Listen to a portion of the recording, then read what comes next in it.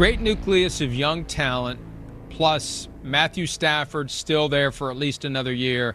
The window is open for the Rams. I just want to talk about Puka Nacua. I mean, we're only 4 weeks into the season. He's the best offensive player in football, in my mind. And I want to emphasize player. The Rams, I think you're seeing the makings of a Super Bowl team here. The way that they finished that game, to me, is the big thing, right? It shows Sean McVay's trust in Matthew Stafford, Sean McVay's trust in Puka Nacua, Sean McVay's trust in his team. I think what we saw from the Rams was championship mettle, which was great to see.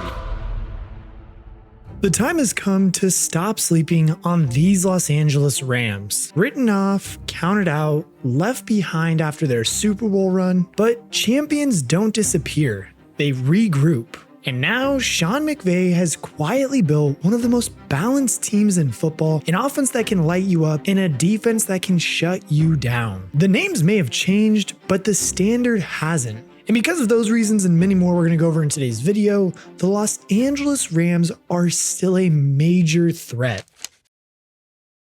All right, KRICH crew, we are back for another one. And personally, I got to put on one of my favorite Super Bowl hats for the LA Rams. Rams hat we got on today. Low-key, one of my favorites that I've got in my hat collection. But real quick, one thing I did want to ask you guys to do is after this video, head over to my Instagram, follow me there. It is the same name as we have over here on the YouTube. We're going to be starting to upload over there just extra content, some behind the scenes stuff, and all of the stuff that personally I can show you guys so that way we can have a better community and just build the YouTube and grow together as a community, as well as from the Discord too. But now with all of that out of the way, we have to get into today's video about the Los Angeles Rams. And really just for starters, we need to talk about how this offense is one of the most explosive units in the NFL. And not only that too, just how when they're in sync and in a flow, they have to be one of the scariest units to face in the NFL. As we all know, for many years, the star of this offense was of course Cooper Kupp. But the team had to let him go after 8 successful years in LA.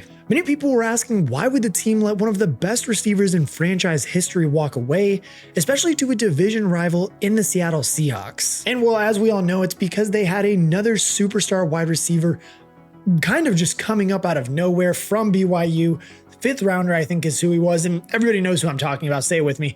Puka Nacua. Now in his 3rd year, Nacua has become not only the #1 receiver on the team, but one of the very best receivers in all of pro football. As I said before, despite being drafted as late as the 5th round out of BYU in 2023, he's made 31 teams regret missing out on him, and really you could say even 32 because luckily the Rams did take a chance on him. But that's the thing too, he's a true superstar in this league currently with numbers that rival even the likes of Justin Jefferson and Jamar Chase. As we all know, Nacua set the all-time rookie record for receiving yards in 2023 with 1,486 and managed another 990 in his 2nd season despite missing 6 games due to injury. He's established himself as Matthew Stafford's favorite target, and this year he honestly looks on course to have his best year yet. Like, as we all know, Nacua is just one of those special players that can really kill you in so many different ways and from anywhere on the field. Like, the dude is a threat over the middle on short passes, or if he really wants to kill you with separation, he'll just use his good route running and speed to kill you that way. Like,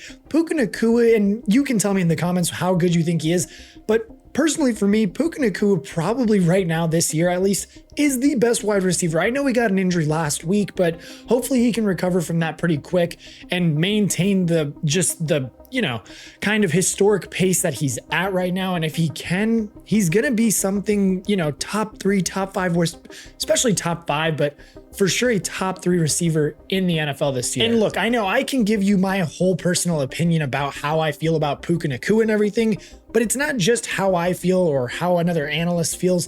It's truthfully being backed up by the stats he's doing week in and week out. Like, Nacua is amongst the league's very best in pretty much any category you can think of, from first downs to missed tackles to catch percentage, showing how vital he is in all aspects of the passing game. He's one of the very few wideouts this year to have picked up 100 yards on deep, intermediate, and short passes, highlighting just how versatile he is across the board. And excitingly enough for Rams fans too, he now has a new partner in crime in the receiving corps, which, as we all know, it's the 3-time first-team All-Pro and future Hall of Famer, Davante Adams, who is looking for a late career renaissance following a tough 2024 season split with the Raiders and the Jets. Yes, Davante Adams isn't quite the force of nature he was during Aaron Rodgers' MVP seasons in Green Bay, but he still has plenty to offer in this league as one of the very best second options in the NFL. Even just in his second game as a Ram, he put up 106 yards against the Tennessee Titans,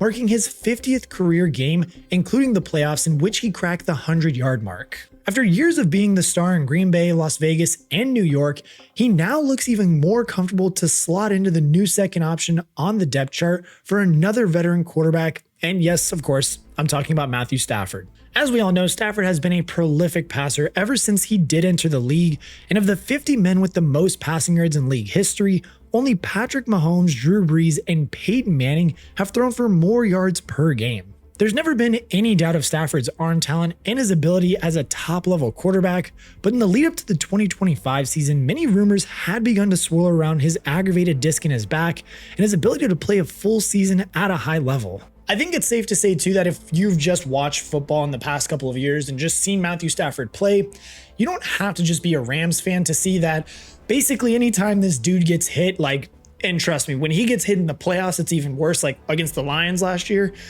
He takes a hard hit, you think he may not get up. It is actually crazy how hard Matthew Stafford can get hit and then still get up and play through. Every time he does get hit hard, Rams fans for sure, but even myself, are holding their breath that please just Matthew Stafford, get up, we need you. But that is the good news for Rams fans, and just if you're a fan of Matthew Stafford, because so far this season, he's coped pretty well with any injuries he's faced or has been any lingering injuries that I should say that have been kind of bothering him. He has been able to play through them so far this year. He definitely looks as composed as ever in the pocket too, and honestly, he looks 10 years younger at times, just floating superb passes to Nacua, Adams, and company, and still showing that he's one of the league's very best. As I said before, there are definitely still concerns around his health, but if he continues to keep playing like this, there is no doubt that these Rams will remain a serious threat in the NFC playoff hunt. On the ground, the Rams are still led by Kyren Williams, who cracked 1,300 scrimmage yards in both 2023 and 2024, and looks well on course to reach those figures again this year. Williams is a dynamic back who can be a threat in the passing game as well as on the ground, and is a real factor in the end zone, having scored 14 rushing touchdowns in 2024, a tally only bettered by 4 other men in the league. Of course, the man who really makes the whole thing tick though is Sean McVay, now entering his 9th year as Rams head coach. McVay has been a revolutionary offensive mind, not just for the Rams, but also for the entire NFL, with many other franchises going for similar young offensive minds at head coach, from Matt LaFleur to Kevin O'Connell. However, none are quite like McVay, whose offense has been consistently amongst the best and most exciting in the league to watch over the past couple of years. McVay's coaching makes Stafford and company's job so much easier as he consistently uses motion, play action, and other forms of misdirection to keep other defenses off balance and help create separation for guys like Nacua and Adams. When any team has a coach as good as Sean McVay, a quarterback as good as Matthew Stafford, and offensive weapons like Nacua, Adams, and Williams,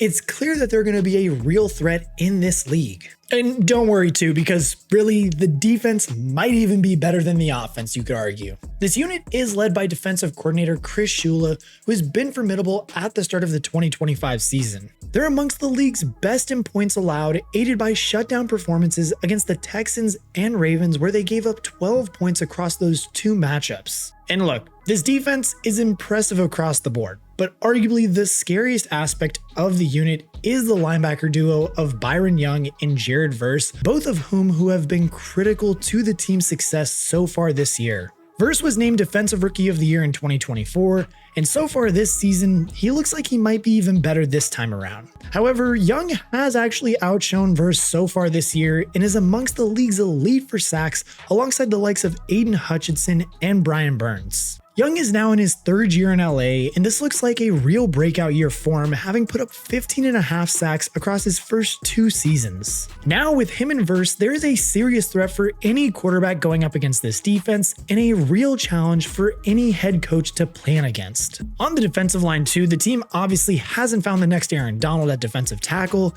and really neither has anybody else. But in Braden Fisk, Panua Ford, and Kobe Turner, they have 3 guys capable of making plays up front. This is a team that ranks highly for both sacks and pressure rate, and those are the results you're going to see when you have a strong defensive line, linebackers like Verse and Young, and an excellent coaching staff. Then in the secondary, this team isn't quite as explosive, but the team is led by a solid safety pairing of Quentin Lake and Cameron Curl, and cornerback Kobe Durant, all of whom have snagged interceptions this season. In fact, very few teams in the league have forced more turnovers than this Rams team, which is obviously a crucial skill to have in this league. And look, I'm not the only guy that says this too, but this defense, when they need a big play or just need plays to turn the game in their favor, they come up big when I almost said the Colts, when the Rams need them, because we all saw those examples in the Colts game, like I was going to try and say. With the score tied at 20-20 with less than 2 minutes left, Jared Verse managed a sack against Daniel Jones, forcing a fumble, which the Colts did recover, but ultimately forced them to punt on the drive. And then on the very first play of the resulting Rams drive, Stafford found Tutu Atwell for an 88-yard score, which would prove to be the game winner. And really, I think that's the big thing about what makes this Rams team just so intriguing to watch and just still a threat in the NFL is because of how well this offense and defense complement each other so well, is that late into January when the playoffs and just games mean a lot more, the offense is going to play up to that standard and kind of help the defense out to stay off of the field. And then vice versa, the defense is going to be able to get the ball back into Matthew Stafford's hands and the playmakers on the offense. And it's just what you want to see from a well-rounded football team. Like, people forget, this is a defense that is top 5 in sacks and turnovers, which are fantastic. And then you combine that with an offense that's just as explosive and has just as much firepower in Puka Nacua, Davante Adams, Kyren Williams. If they can get the ball back into those guys' hands and Matthew Stafford, of course, the Rams are going to be able to compete with any NFC contender like the Eagles, the Packers, the Lions, any of those teams. The Rams are going to be able to compete with them. And that's the thing too, if they can compete with any of those teams I just named, then they're going to be able to compete with anybody inside of their own division. The NFC West has really been among the best in football so far this season, with the Rams, Seahawks, and 49ers all looking like playoff teams just now. However, as tough as this division is, these LA Rams are more than capable of going toe-to-toe with either of these teams, having won 3 of their last 4 meetings with Seattle and winning both matchups with San Francisco in 2024. There could as well be a close race for NFC West title glory this year, but they look like a slight favorite right now despite suffering a heartbreaking overtime loss against the 49ers on Thursday Night Football in Week 5. And don't get me wrong either, the Niners, when they're healthy, are an impressive team, but they've struggled with injuries even more than in recent years, and they've dealt with injuries to Brock Purdy, Jawan Jennings, and most recently Fred Warner this season, which are tough losses for any team to overcome. Seattle too is currently in the middle of a solid season themselves as they continue to look good with Sam Darnold under center, having allowed Geno Smith to leave for Vegas in the offseason. Darnold's redemption arc, which did begin last year in Minnesota, looks like it's continuing in Seattle too, but it does remain to be seen if this guy can take Seattle, as he wasn't able to do that last year with the Vikings. Crucially though, the Rams have something that only one other NFC team, which is the Eagles, have. They have a head coach and a quarterback who have won the Super Bowl and dealt with the pressure of the biggest game in all of American sports. McVay and Stafford are a great combo at dealing with pressure, blocking out the noise, and guiding their team to glory. Now look, you can't sit here and tell me too that if we didn't have a similar situation to what we saw last year in the NFC North, where we had Sam Darnold and the Vikings going up against the Lions in Detroit and just Jared Goff and Dan Campbell, you can't tell me that you wouldn't rather have your money if the same thing happened. We had the Seahawks and the Rams in week 17 this year. You can't tell me that you wouldn't rather have your money on the Rams just because they've felt that pressure, they know what to do, and they can come up in the clutch, as I just stated before, with all of these guys they have on offense and defense.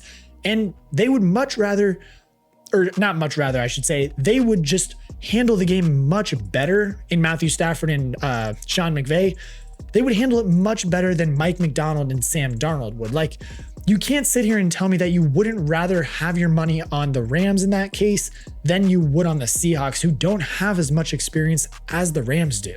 Like, even in the playoffs too, the Rams felt like the perfect example of a team that you just don't want to face at all. In the 2025 postseason, LA was the only team to slow down the Eagles' juggernaut, ultimately succumbing 28-22 in a pulsating clash which was highly competitive throughout. This is a well-coached team with enough playmakers on both sides of the ball to be a real threat against any team in the playoffs. Like, as good as Detroit, Green Bay, and Philly might look just now, you can be absolutely sure that none of them will want to come up against Sean McVay's team in the playoffs at SoFi Stadium or really just anywhere. Considering Matthew Stafford's health too, this could very well be his last rodeo. Since joining the Rams from Detroit in 2021, he's transformed the narrative of his career from a guy who put up impressive numbers stuck on a lousy team to a legitimate elite quarterback who has well deserved a ring and could well add another one this year. Stafford's not just a great quarterback on the field, but he seems like a great leader, and this entire Rams team and organization seems to be totally behind him. Of course, the big question still remains around his fitness, but if the Rams can keep him on the field, there's no doubt that this team has what it takes to be a serious threat come January and beyond. All in all, there really are so many things to like about this team if you are a Rams fan, or really just if you are an NFL fan. And at the same time too, there is so much to fear if you're not a Rams fan. They have possibly the best wide receiver duo in football right now in Puka Nacua and Davante Adams. They have a star quarterback rolling back the years in Matthew Stafford. They have one of the league's very best head coaches in Sean McVay, and they have a defense capable of big plays and capable of keeping this team in absolutely any game. Add all of this together and you reach one obvious, unavoidable conclusion. The Los Angeles Rams are a serious threat, and the rest of the league has to sit up and take notice.